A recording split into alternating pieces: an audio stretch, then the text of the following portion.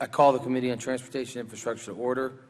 Today we will consider the General Services Administration Capital Investment and Leasing Program resolutions, H.R. 2954, to designate the federal building located at 1617 Walnut Street in Helena, Arkansas as the Jacob Treber Federal Building, United States Post Office, United States Courthouse. S-261, a bill to designate the United States Courthouse located at 200 Northwest 4th Street in Oklahoma City, Oklahoma as the William J. Holloway Jr. United States Courthouse, and H.R. 3114 to provide funds to the Army Corps of Engineers to hire veterans and members of the Armed Forces to assist the Corps with curation and historic preservation activities and for other purposes. I recognize Mr. Barletta for a motion. Pursuant to Rule 1A1 of the Rules of the Committee on Transportation and Infrastructure, I move that the Chairman be authorized to declare recesses during today's markup. Questions on the motion? All those in favor signify by saying aye. Aye. All those opposed signify by saying nay. In the opinion of the Chair, the ayes have it. The motion is agreed to.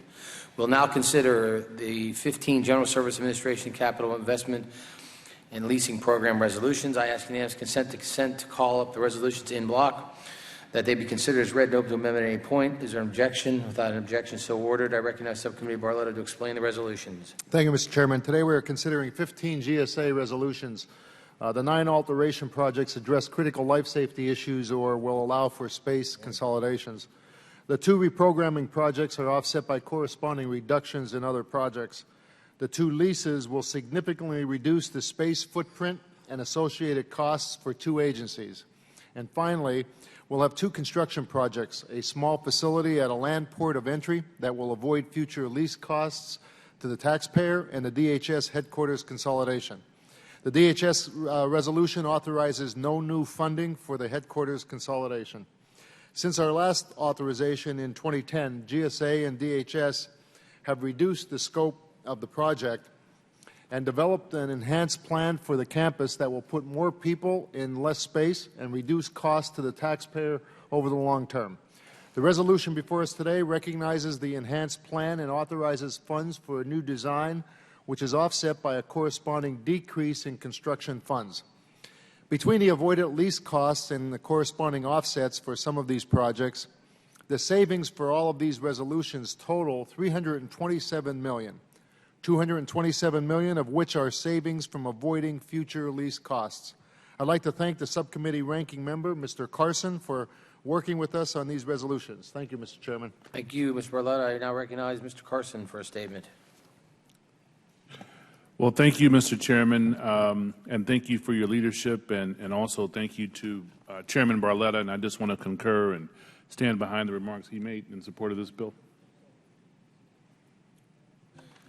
Yes. I yield back.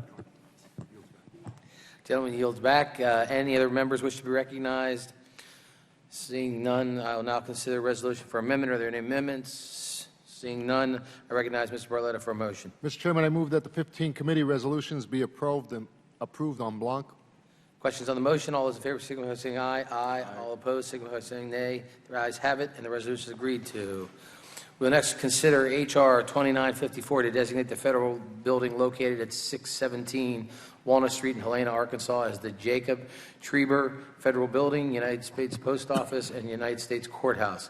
I ask unanimous consent to discharge the Economic Development Subcommittee, call up H.R. 2954, and that it be considered as read and open amendment at any time. Is there an objection? Without objection, so ordered. I now recognize Mr. Barletta to explain the bill. Thank you, Mr. Chairman. H.R. 2954 would designate the federal building located at 617 Walnut Street in Helena, Arkansas as the Jacob Treber Federal Building, United States Post Office, and United States Courthouse. I'd like to thank Mr. Crawford of Arkansas for his leadership on this legislation. Judge Treber was appointed to the United States District Court for the Eastern District of Arkansas by President McKinley in 1900. He was the first Jew to serve as a federal judge in the United States, serving until his death in 1927. He was one of the founders of the Bethel Temple and served on the Helena City Council. I think it is more than appropriate to name this courthouse after him. Thank you, Mr. Chairman. Thank you, Mr. Barletta. Any members wish to be recognized? Mr. Crawford's recognized. Thank you, Mr. Chairman. I appreciate your indulgence. Sweeping waves of reform are often born from the union of smaller ripples, the courageous actions of often forgotten individuals. Judge Jacob Trieber was one of those individuals whose enlightened actions, while deeply questioned at the time, would later be vindicated by the Supreme Court and history itself. Born in Prussia, Trieber immigrated to the United States and settled in Helena, Arkansas in 1868. In 1900, President McKinley appointed Trieber to the U.S. District Court for the Eastern District of Arkansas, making Trieber the first Jewish federal judge in the nation's history. He served until his death in 1927. In the hundreds, even thousands of cases Trieber presided over annually, Trieber issued important rulings on issues ranging from antitrust cases, railroad litigation, prohibition cases, and mail fraud. He fought against Arkansas's unfair election laws decades before they would change, laws that disenfranchised both black voters and women. His most nationally recognized and significant cases regarded both wildlife conservation and civil rights. As Arkansas's judicial system alone could not prevent the commonplace violence and racism of the time, Trieber himself fought against the injustices through several landmark rulings, two of which dealt with employment discrimination. Judge Trieber, ruling against local hate groups, wrote that the rights to lease lands and accept employment for hire are fundamental rights inherent in every free citizen. Although he was overruled in 1906 by the Supreme Court, the Civil Rights Act of 1964 finally granted the comprehensive protection against racial discrimination Trieber had long sought, and in 1968 the Supreme Court overturned their original ruling against Trieber's interpretation, saying that Judge Trieber's interpretation of the law was at last vindicated. For his courage, leadership, and just foresight, I strongly urge the support of my legislation. Yield back. Thank the gentleman. Now recognize Mr. Carson. Thank you, Chairman. I concur with the Chairman's commendation of Judge Trieber. He was one of the first federal judges to embrace international treaties as a basis for federal policy to trump state regulation with respect to pollution control, endangered species preservation, and wetlands conservation. It is because of his long history of public service and outstanding judicial service, it's only appropriate, Mr. Chairman, to name the U.S. Federal Building in Helena, Arkansas, after him. Thank you, Mr. Chairman. I yield back. Thank the gentleman. And do any other members wish to be heard? Seeing none, the bill will now be considered for amendment. Are there any amendments? Seeing none, I recognize Mr. Barletta for a motion. Mr. Chairman, I move that H.R. 2954 be approved and reported favorably to the House. Question on the motion. All those in favor signify by saying aye. Aye. All those opposed signify by saying nay. The ayes have it. The motion is agreed to. The bill is approved in order reported favorably to the House. We will now consider S-261, a bill to designate the United States Courthouse located at 200 Northwest 4th Street in Oklahoma City, Oklahoma, as the William J. Holloway, Jr. United States Courthouse. I ask unanimous consent to discharge the Economic Development Subcommittee and call up S-261, and that it be considered as read and open amendment at any point. Is there an objection? Without objection, so ordered. I recognize Subcommittee Chairman Barletta to explain the bill. Thank you, Mr. Chairman. S-261 would designate the United States Courthouse located at 200 Northwest 4th Street in Oklahoma City, Oklahoma, as the William J. Holloway, Jr. United States Courthouse. A native of Oklahoma, Judge Holloway served in the United States Army during World War II. Judge Holloway was nominated to the 10th Circuit Court of Appeals by President Johnson in 1968. He served as Chief Judge from 1984 to 1991 and assumed senior status in 1992 until his death in 2014. During his 45 years on the bench, he authored over 900 opinions and became the longest-serving 10th Circuit judge. I think it is more than fitting to name this courthouse after him. Thank you, Mr. Chairman. Thank the gentleman. Now, any other members wish to be heard? All right. Seeing none. We will now consider the bill for amendment. Are there any amendments? Seeing none, I recognize Mr. Barletta for a motion. Mr. Chairman, I move that S-261 be approved and reported favorably to the House. Questions on the motion? All those in favor signify by saying aye. Aye. All those opposed signify by saying nay. The ayes have it. The motion is agreed to. The bill is approved and ordered reported favorably to the House. Our final order of business is to consider H.R. 3114, a bill to provide funds to the Army Corps of Engineers to hire veterans and members of the armed forces to assist Corps with curation and historic preservation activities. I ask unanimous consent to discharge the Subcommittee on Water Resources and Environment and call up H.R. 3114, and that it be considered as read and open amendment at any point. Is there an objection? Seeing none, so ordered. I recognize Subcommittee Chairman Gibbs to explain the bill. Thank you, Mr. Chairman. As our veterans return home, they deserve our thanks along with opportunities for their brave sacrifice and service. I believe one of the greatest responsibilities of our government has to ensure members of our military, both active and retired, and their families have opportunities upon returning home. Our veterans gave a career of service to their country, risked their lives in combat, and experienced long periods of separation from their families. The Veterans Curation Program was created to give veterans the opportunity to adjust to a civilian work environment and learn important skills while processing at-risk archaeological collections belonging to the U.S. Army Corps of Engineers. By investing in service members, the Veterans Curation Program is building on skills that veterans acquired during their military service, including leadership, teamwork, and attention to detail. Working under the direction and supervision of professionals in the field of archaeology, veterans receive competitive pay and technical training in a peer-to-peer veterans environment. At the appropriate time, I believe my colleague from California will offer an amendment modifying the bill to track more closely with the current appropriations for the program.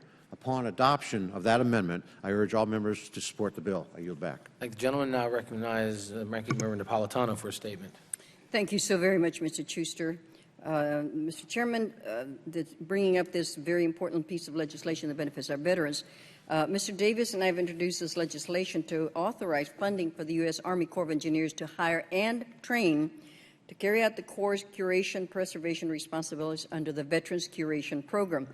And, Mr. Chairman, at your request, I will be offering our bipartisan amendment, as Mr. Gibbs pointed out, that strikes the authorized funding level amounts and replaces them with the funding, quote, using available funds, unquote, that appropriated by Appropriations Committee.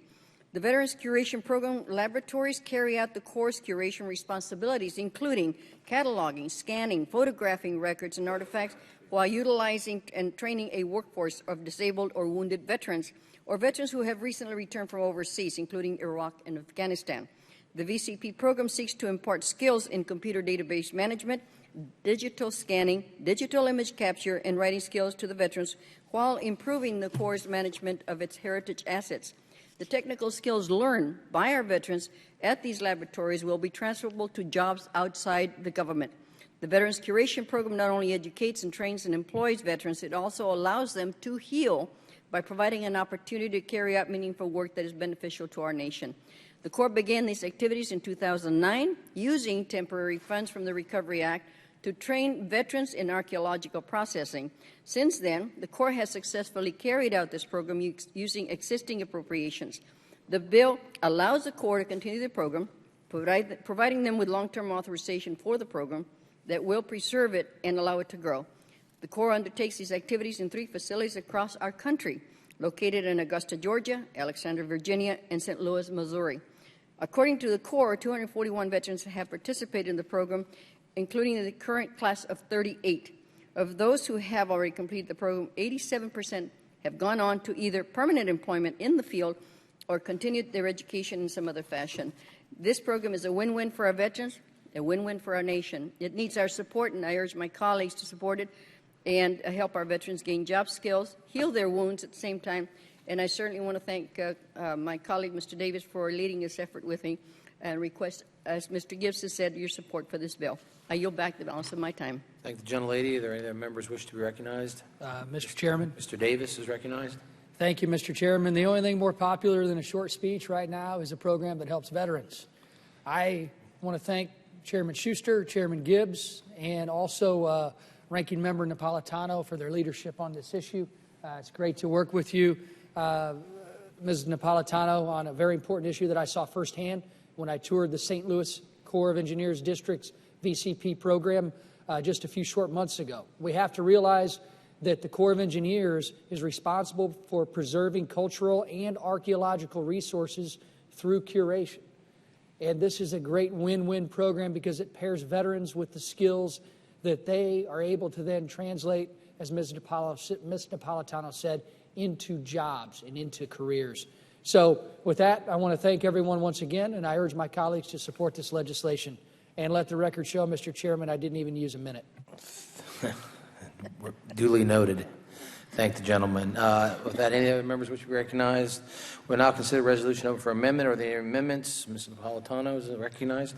Yes, sir. Mr. Chairman, I have an amendment to this bill and ask unanimous consent that the amendment be considered as read. Without objection, so ordered. The clerk will designate the amendment. Amendment number 8, offered by Ms. Napolitano. Ms. Napolitano is recognized to speak on her amendment. Thank you, Mr. Chairman. At your request, and my colleague Rodney Davis and I are offering this bipartisan amendment to strike my authorization amounts in the bill and replace them with language that allows for the Corps to fund the program, the Veterans Curation Program, quote, using available funds, close unquote. This means the Corps will fund the program at the amount that is appropriated by them for the program. Mr. Chairman, I asked unanimous support for this amendment. I yield back. I thank the gentlelady. Do other members wish to be recognized? Seeing none, are there amendments to the amendment? Seeing none, the question is, if not, the question is on the amendment. All those in favor signify by saying aye. Aye. All those opposed signify by saying nay. The ayes have it. The amendment is agreed to. Are there any other amendments? With that, seeing any, I recognize Mr. Gibbs for a motion.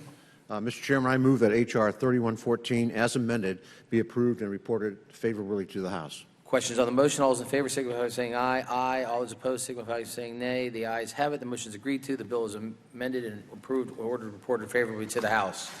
I ask unanimous consent that each bill ordered reported today will be reported as a single amendment in the nature of a substitute incorporating any amendments adopted. Without objection, so ordered. I ask unanimous consent that the staff be authorized to make all necessary technical, clarifying, and conforming changes to each of the bills ordered reported today and each committee resolution adopted today to reflect the action of the committee. Without objection, so ordered. I ask unanimous consent that the chairman, after consultation with the ranking member, has the authority to strike or revise any provision of the bills ordered reported today that would cause a sequential referral to another committee or would cause the bills to be subject to a Budget Act or Rule 21 cut-go point of order. Without objection, so ordered. Pursuant to Clause 1 of Rule 22, I ask unanimous consent that the committee authorize the chairman or his designee to offer such motions as may be necessary in the House to go to conference with the Senate on H.R. 2954, S. 261, and H.R. 3114 as amended. Ordered, reported by the committee today, or similar Senate bills. Without objection, so ordered. Pursuant to Rule 5 of the Rules on the Committee on Transportation Infrastructure, the Chair notes the presence of a quorum for actions taken on all committee business today.